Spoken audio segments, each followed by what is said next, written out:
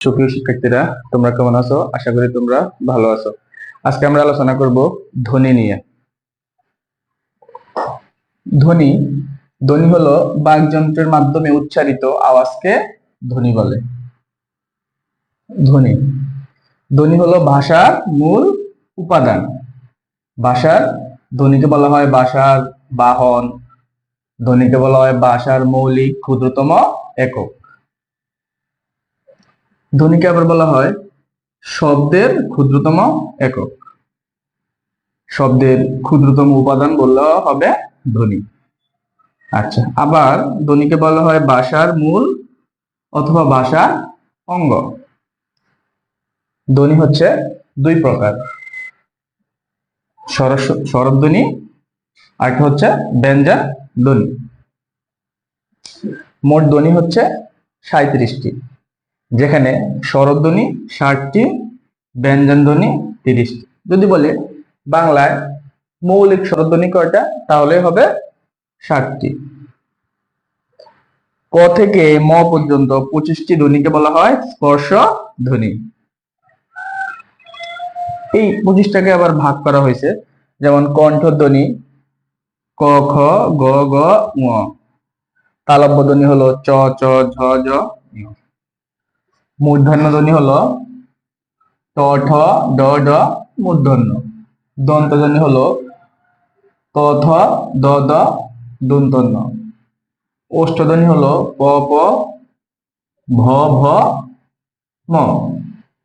আচ্ছা, আমরা এবার শিখবো ধ্বনির মধ্যে কয়টা নাসিক্য।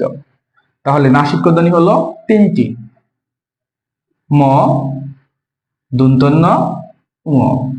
3টাকে বলা হয় নাসিক্য ধ্বনি। উষ্ম ধ্বনি বলা হয় 3টাকে। উষ্ম ধ্বনি হলো 3টি, যথা দন্তন্যস্য, তালব্যস্য, হ। এগুলো হলো উষ্ম ধ্বনি। বিভিন্ন পরীক্ষা আসে যে নিচের কোনটি নাসিক্য ধ্বনি, নিচের কোনটি উষ্ম ধ্বনি। তারপর শীষ ধ্বনি হলো 2টি। শীষ ধ্বনি হলো 2টি, একটা হচ্ছে দন্তন্যস্য আর একটা হচ্ছে তালব্যস্য। এখান থেকে প্রশ্ন আসে যে পরাশ্রয়ী ধ্বনি বা শীষ ধ্বনি কোনটি। আচ্ছা, আমরা এবার শিখবো পরাশ্রয়ী ধ্বনি। পরাশ্রয়ী ধ্বনি হচ্ছে 2টি, অনুস্বর ও বিসর্গ। যদি বলে পরাশ্রয়ী বর্ণ কয়টি, তাহলে আমরা উত্তর করব পরাশ্রয়ী বর্ণ হচ্ছে 3টি, অনুস্বর, বিসর্গ, চন্দ্রবিন্দু। চন্দ্রবিন্দু। আচ্ছা, এবার আসি ঘর্ষণজাত ধ্বনি। ঘর্ষণজাত ধ্বনি হলো 3টি, তালব্যস্য, মূর্ধন্যস্য, দন্তন্যস্য। বাংলা ভাষায় বাংলা ধ্বনিতে যৌগিক স্বরজ্ঞাপক না, বাংলা বর্ণে যৌগিক স্বরজ্ঞাপক বর্ণ হচ্ছে 2টি, ওই এবং ও। অন্তস্থ বর্ণ হচ্ছে 4টি, অন্তস্থ জ, ব, র, ল।